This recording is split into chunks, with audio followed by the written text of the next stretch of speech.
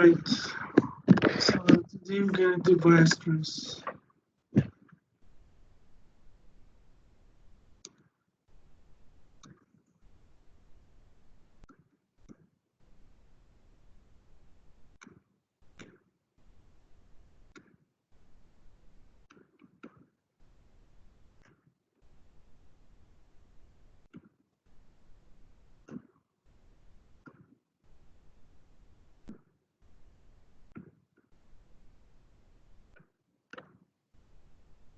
So yeah, let me remind you tomorrow 3 to 4 and 9 to 10.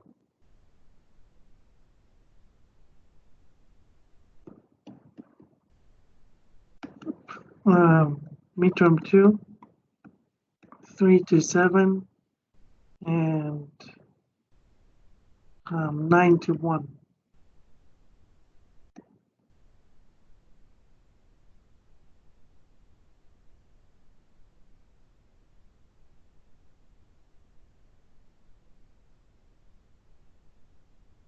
The midterm, let me know, for the final, please tell me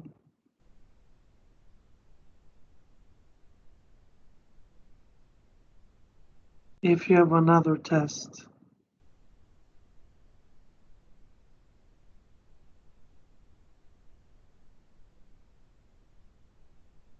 For example, people who are with Justin.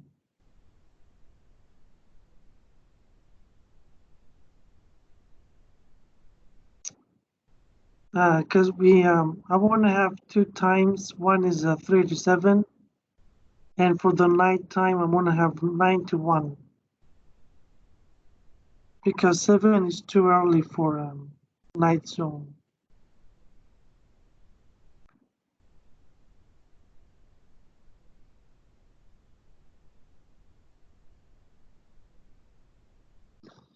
So what's the theorem? Given f in CAB, there exists a sequence polynomials Pn such that Pn goes to f uniformly.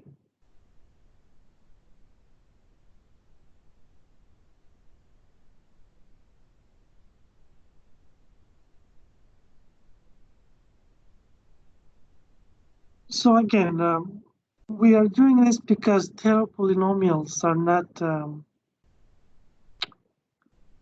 don't always work,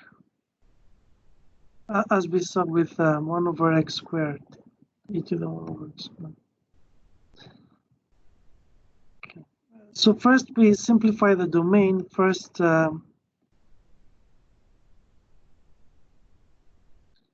we move to 0, 1. How do we do that? Well, suppose how do you say it?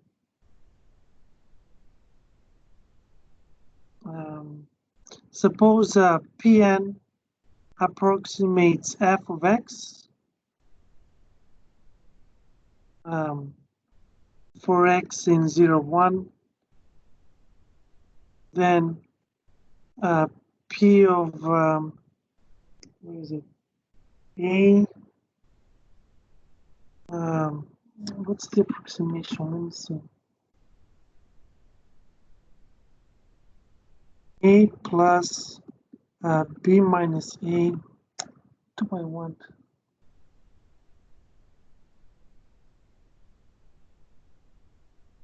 One second. Mistake. Okay, so suppose we prove that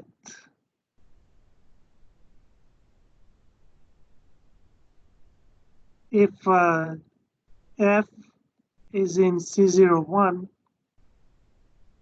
then Pn goes to f.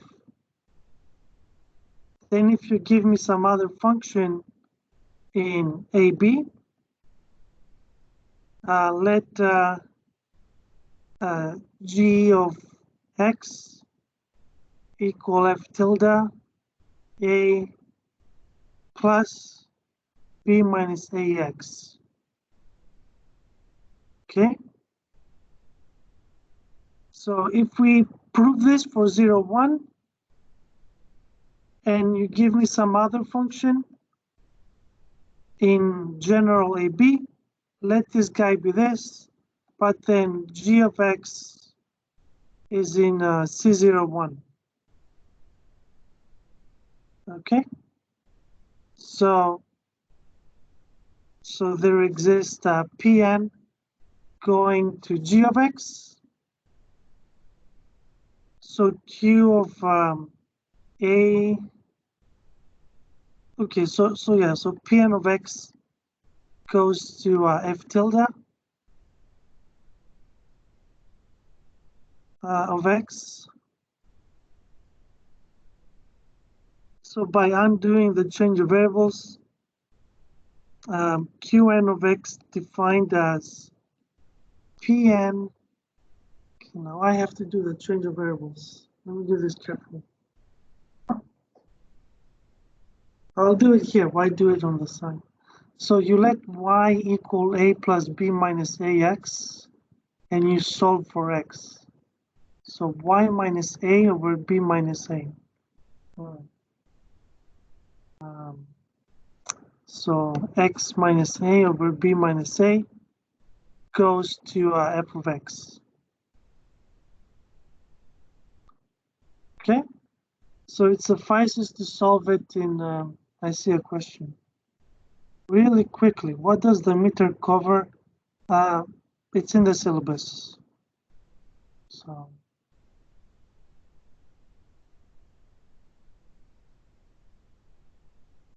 what's the relationship between f and f tilde? No, there is no. Yeah, I used bad notation. How shall I call this? Yeah, let me call it something else. Let me call it h. No, let me call this f tilde. Let me call this h, so that people don't get confused.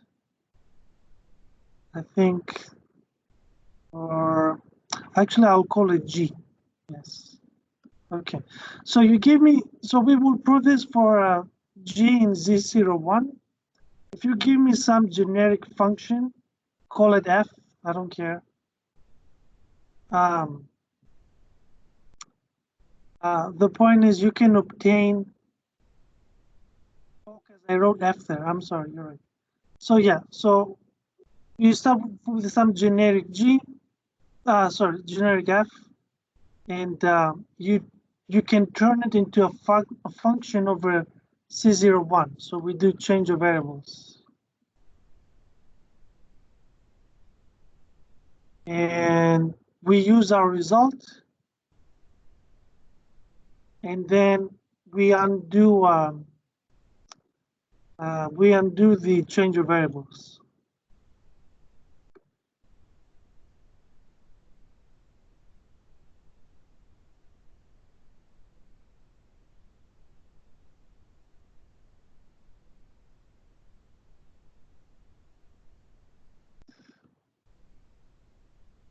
Where am I?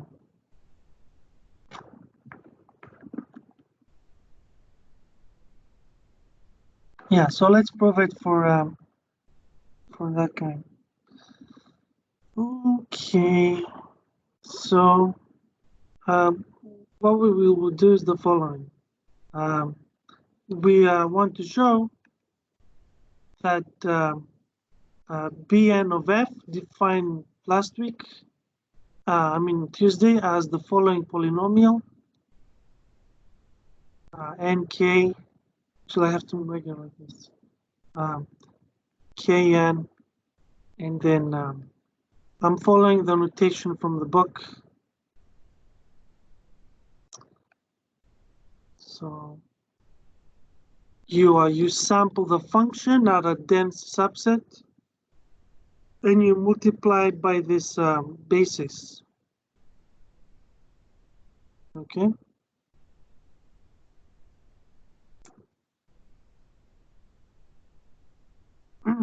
So I want to show that this guy converges uniformly to f of x.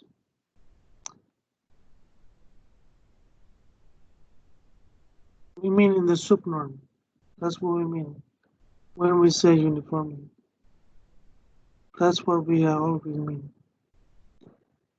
All right. So what's the trick? So step one. Since Pn of 1 is 1, how do you say it? How did I say it? Yeah, we get that f of x is equal to, if you like, I'll just write it. Yeah. So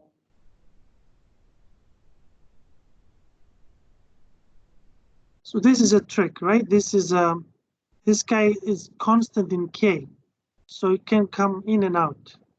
Actually, let me not skip a step. I'll do it carefully. So you have this, and then you bring it in. So, okay, why are we doing this? This trick.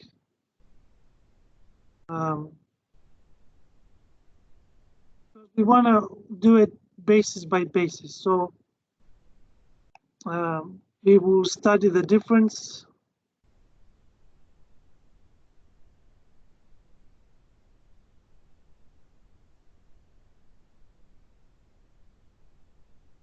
The following difference.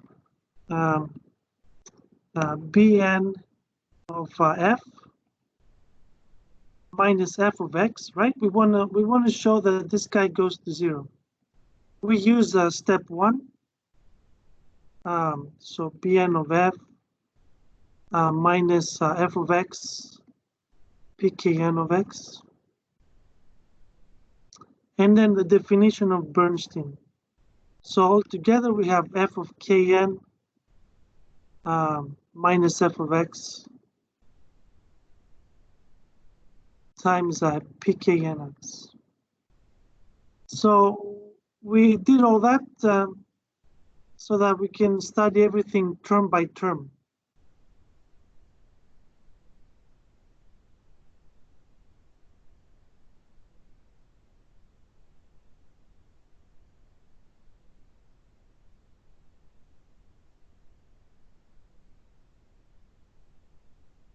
So that we can estimate the difference term by term.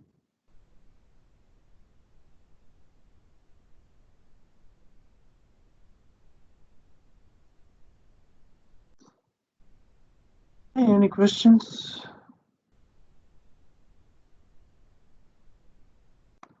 Right, step 3. So what was step 3?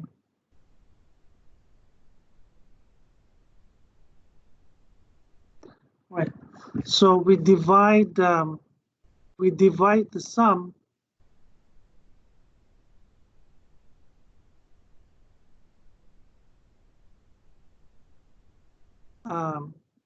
so x is fixed, so we fix x. Okay, and then we divide the sum into k1.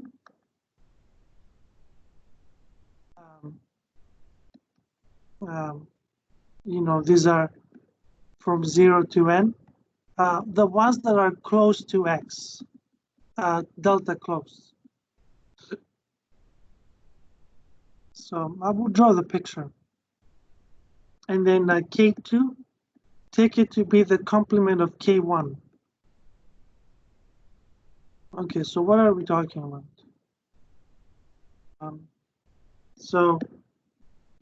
So we have 0, we have 1 over n, 2 over n, k over n, n minus 1 over n, and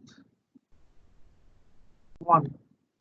Now x falls somewhere in here. We don't know. Maybe here. Then take all the ones that are delta close. So you draw a neighborhood, x minus delta, x plus delta, and these guys are the K1 elements, and the rest are K2. Okay? Is that okay? All right, so then step 4, split the sum. So we first estimate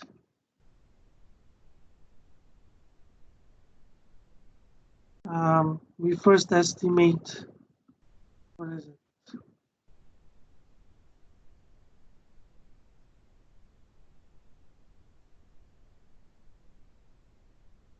Yeah, we first estimate K1.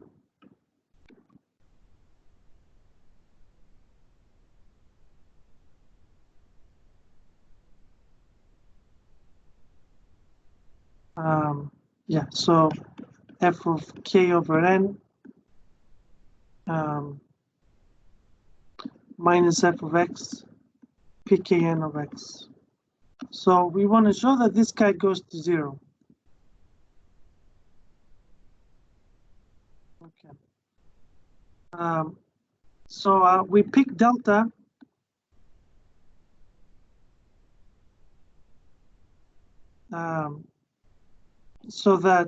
So start with fixed epsilon.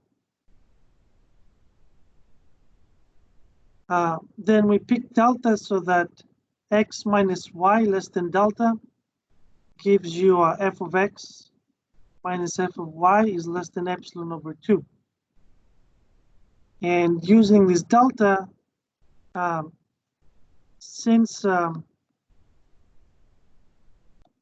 k over n minus x is less than delta, we get f of k over n minus f of x is less than epsilon over 2.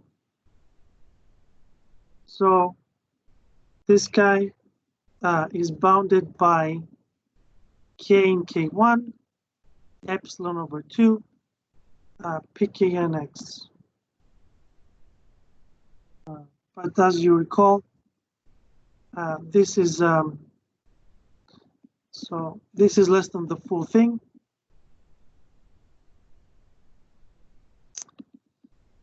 Which is bn of 1, and we said that this is equal to 1. Okay. So all in all, we estimated the first term.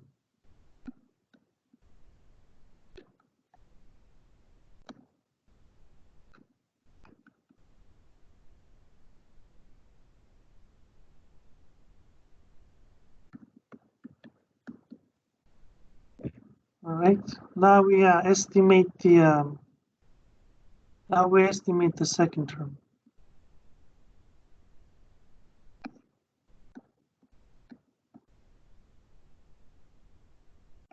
This is a bit more tricky.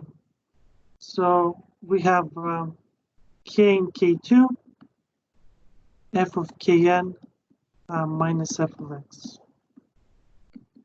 Okay, so now we cannot use continuity because, you know, k of n is here and this is the delta neighborhood.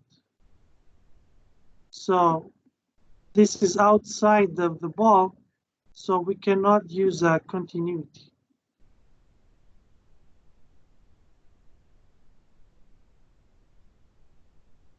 All right. So we might as well get rid of it. Since 0, 1 is compact and f is continuous, EVT tells you that f of x, let me write f of y. F of y is less than m for some m.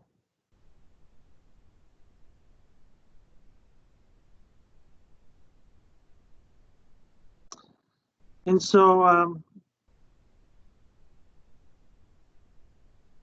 we get the bound 2m summation k in k2 of pkn of x. Okay? Questions just tell me to go over it again. I'm not following the proof from the book because it's a bit confusing. Give me a different book from Pugh's textbook.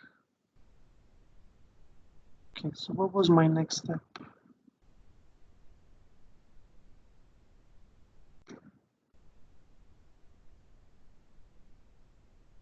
Right. Okay, so since k is in K2, we get that k over n minus x is bigger than delta. I see a question. What's the question? Why is it 2m? Because we have two of them. And we use triangle. So this guy is less than f of kn plus f of x.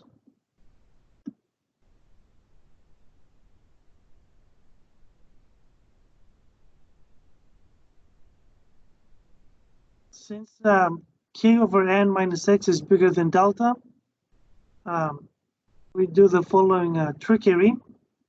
So we have k minus nx squared is bigger than delta n squared. And then finally, okay, so why are we doing this? We will use the result from above that bnx. So we proved on Tuesday that, what was it? K minus nx squared pknx is equal to what? What was it? Yes. That's a very nice formula. Is equal to nx 1 minus x. Okay, so yeah, we will use this right now. Okay, so back to the problem. We got 2m summation k and k2 pknx. All right.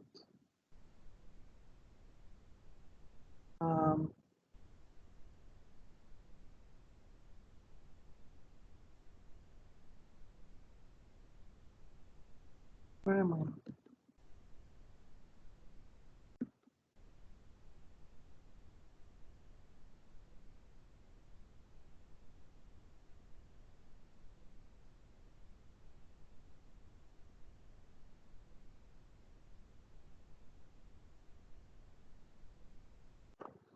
What am I doing?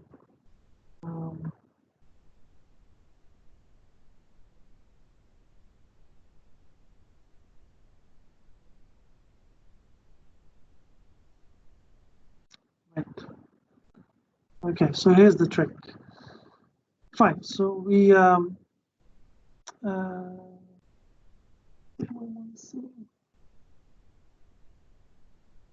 yes.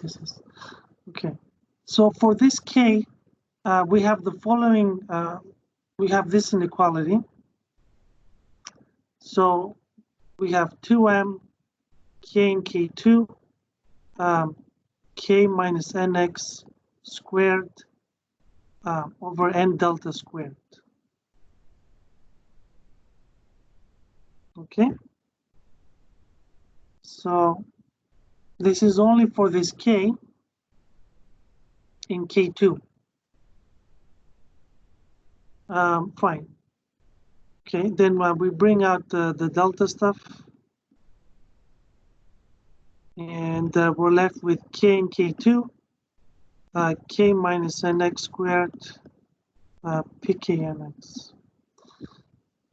Now, these are all positive terms.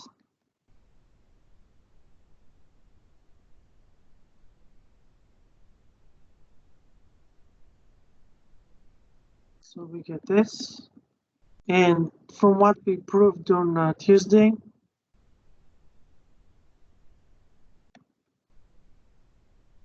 this becomes n x 1 minus x. Okay, one more step and we're done. What is this function? It's the following function. It's 0 at 0, and it has a max at a half.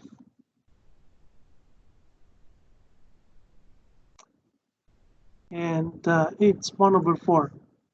So this is less than 2m n delta squared 1 over 4. Okay. Now just take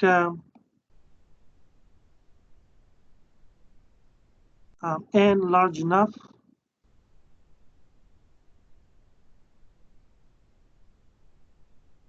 So that this guy is less than epsilon over 2.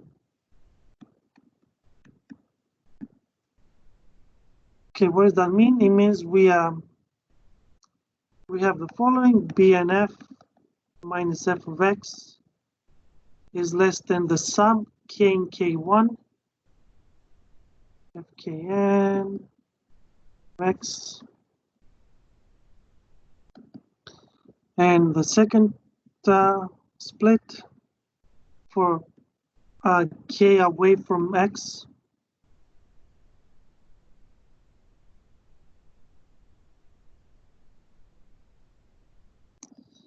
and they were both less than epsilon over 2.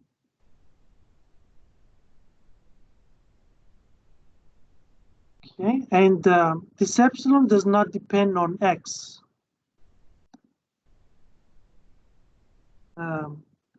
Doesn't depend on x because delta was global in 0, 1.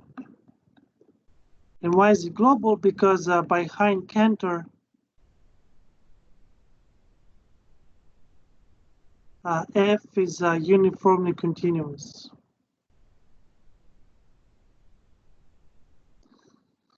So that means you can take supremum.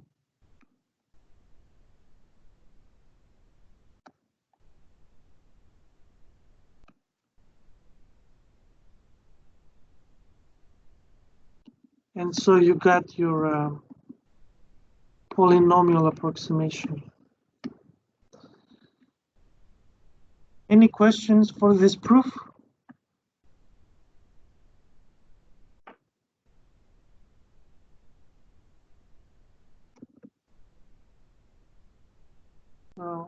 Let me go over it to help you find some questions.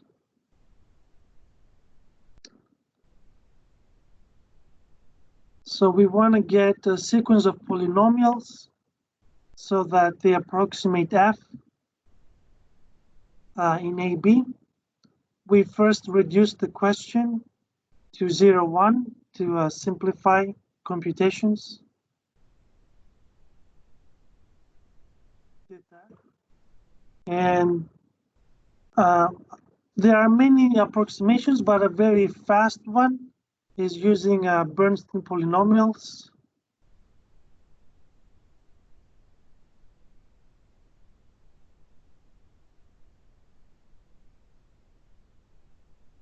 And so we want to show that they converge uniformly to f. And the way we do it is we estimate them term by term because we know what the maximum are for these weights. So yeah, we study them term by term, and then we make the split around the maximum. So I should write this somewhere. Yeah, so let me write it here. Here we study Kn because these are the maximum, the extrema.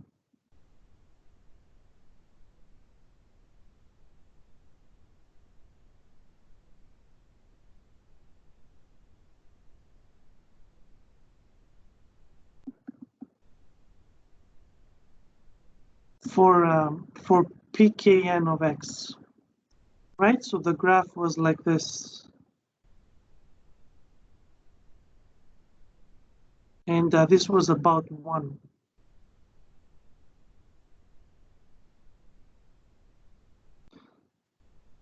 All right, so yeah, for every fixed x, we take a delta ball and then we look at the maximum close to it. So this would be the, so for k in k1, pkn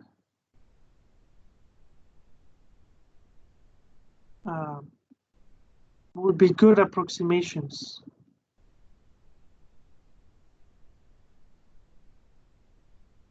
to f of x.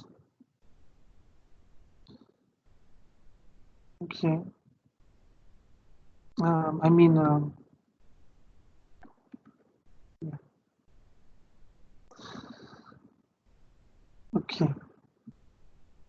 So that's it, and then we show that indeed the k in K1 are good approximations. The k in K2 are not good approximations. So all we have to do is just remove them. Remove by a bound.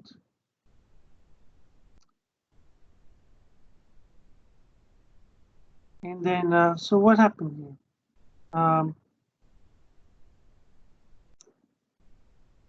What happens is that there's very few of them. So in a sense, what we prove here is that, where is it? I guess a good point is here. Let me write on the side. So we showed that for k and k2,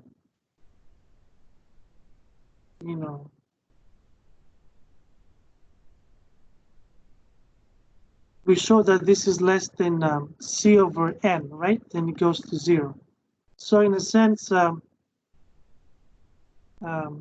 we showed that there's very few k in K2 as n goes to infinity. So this is a decaying part. There's very few of them that are not, let me say it in a different way, i.e. very few f of kn pkx that are not good approximations. So you should think of it, you should think of this as the error.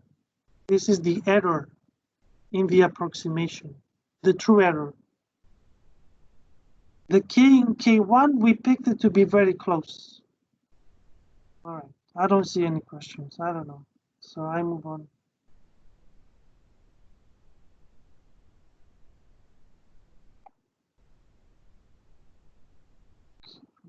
So,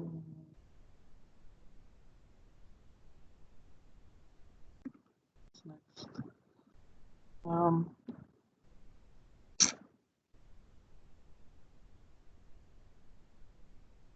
Yeah, so let's do some problems.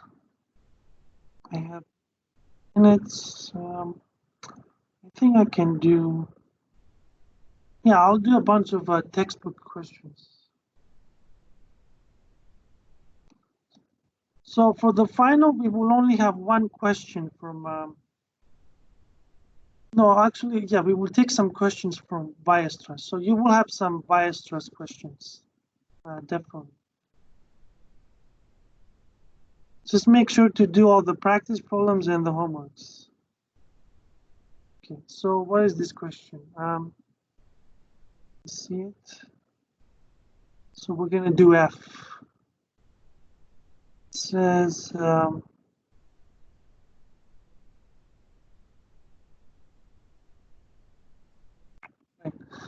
So if F is in C1 of 0, 1, then there exist the polynomials. I see a question. Sorry, why is there error? Isn't it absolutely bounded? Why is there error?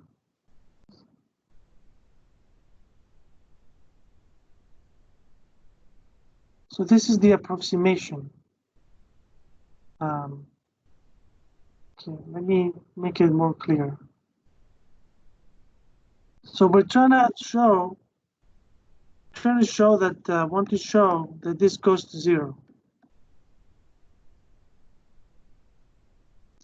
Okay, and we split this, and these guys are very good approximations.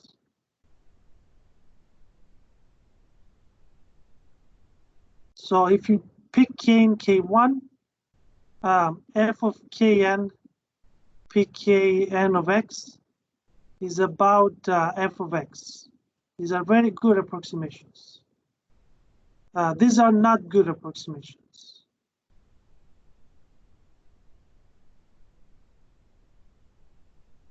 Okay, but we show, so that's why we call it error.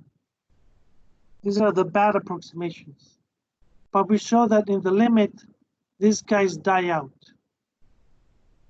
That's all. Is that okay?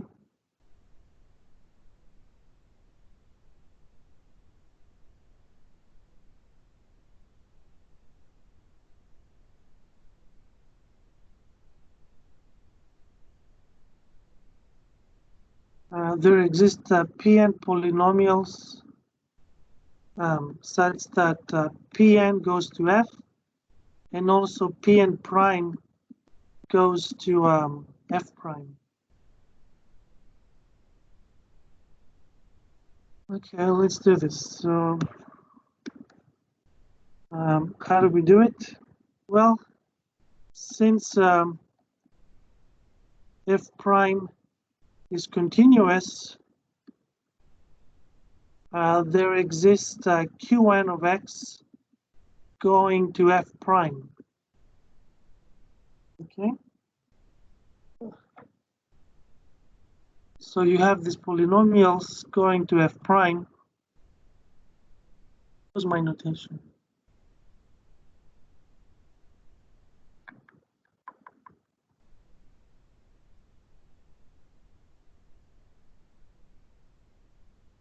Was that it?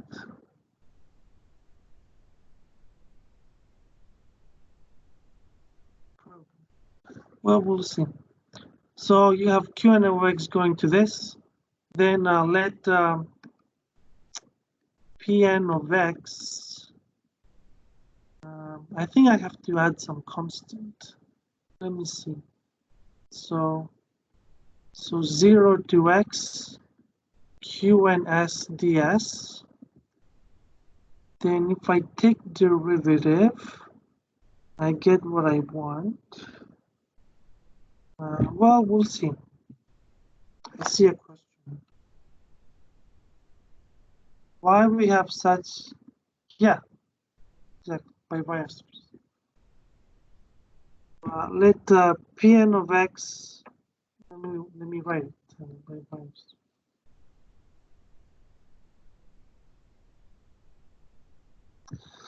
Let this be that.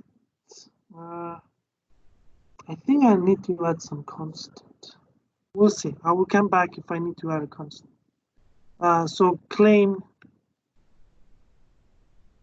Pn goes to f, and Pn prime goes to f prime. The derivative is easy, right? So by FTC, Pn prime is equal to Qn of x, which indeed goes to f prime. So that's not hard. Now let's see that.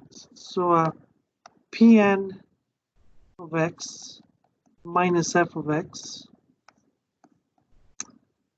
Again, you use FTC, so you have 0x Qns ds minus the derivative of f. Okay, then what? You group the integral, and we're going to use integral convergence theorem.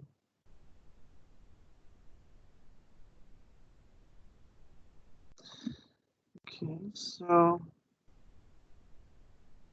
yeah, I can put absolute value.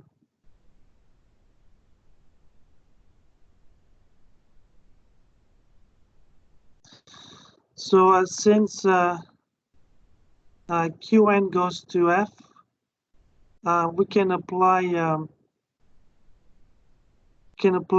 integral convergence theorem to get 0x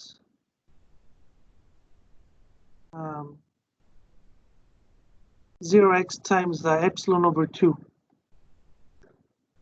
meaning we can bring in the limit. But yeah, okay. So we have epsilon over just epsilon. Actually, epsilon, yeah, times x, but x is less than 1.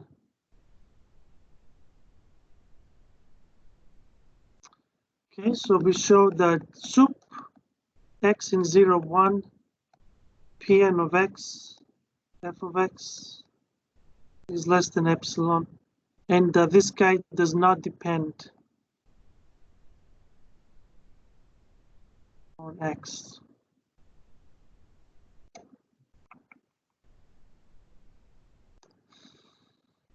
Okay, so that's it.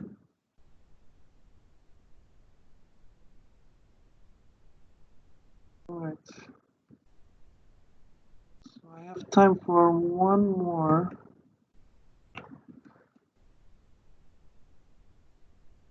question. So which question was that? This one? Yeah.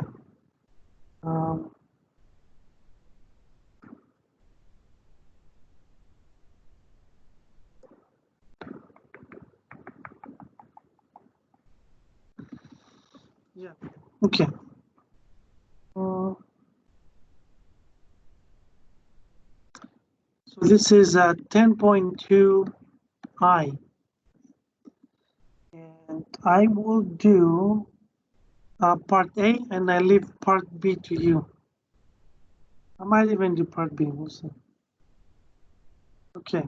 What does it say? It says that if 0 is not in AB, then if f is a continuous function in that interval, then there exist Qn polynomials such that x of let me call it Pn. X and Pn goes uniformly to f. So why is that cool? This is cool because it says that these guys are all 0 at 0. So this is a precursor to, what is it, question K? Precursor to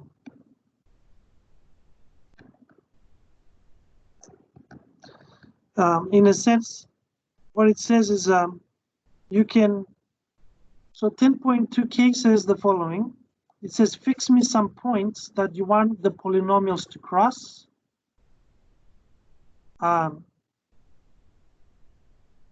So like, you know, f of 0, f of x1, f of x2. So f could be something crazy. Let me leave it. Let me draw f. So this is f. You can prove the following. You can prove that you can have polynomials that hit all the prescribed points. This is called like Lagrange. I think it's called Lagrange polynomials. I mean, it's pretty cool, right? Because like you can make them be densely many. So, and you can have exact equality.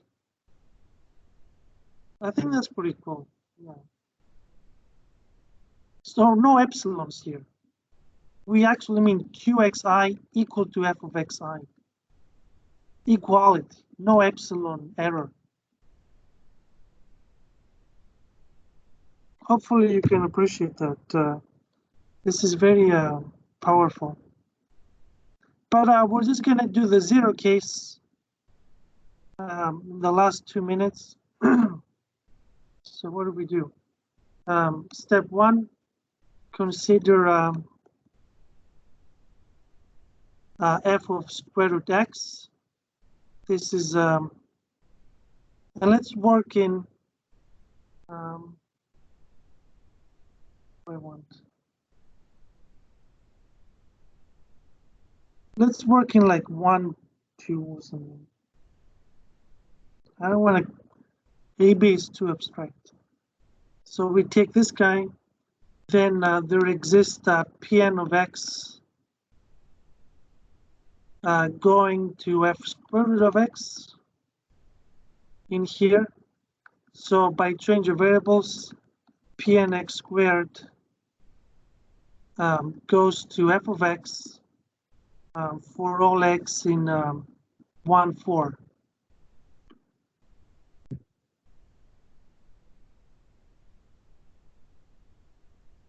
Is that what I want? Probably I want to say this.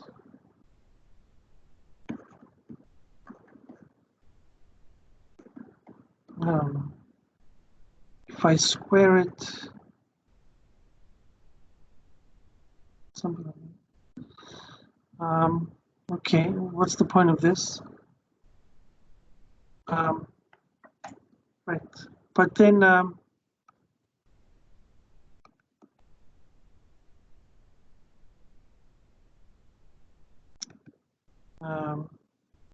let Qn of x equal Pn x squared minus Pn of 0. I'm making this too confusing, but we run out of time. I'll continue next time. I don't want to finish it here. We'll continue next week. I'll finish this next week.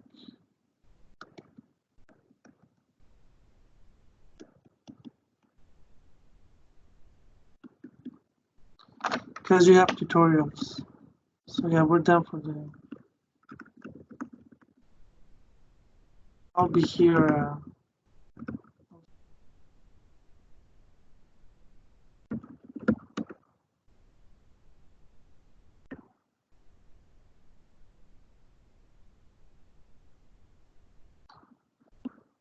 Since we have midterm 1, I should also answer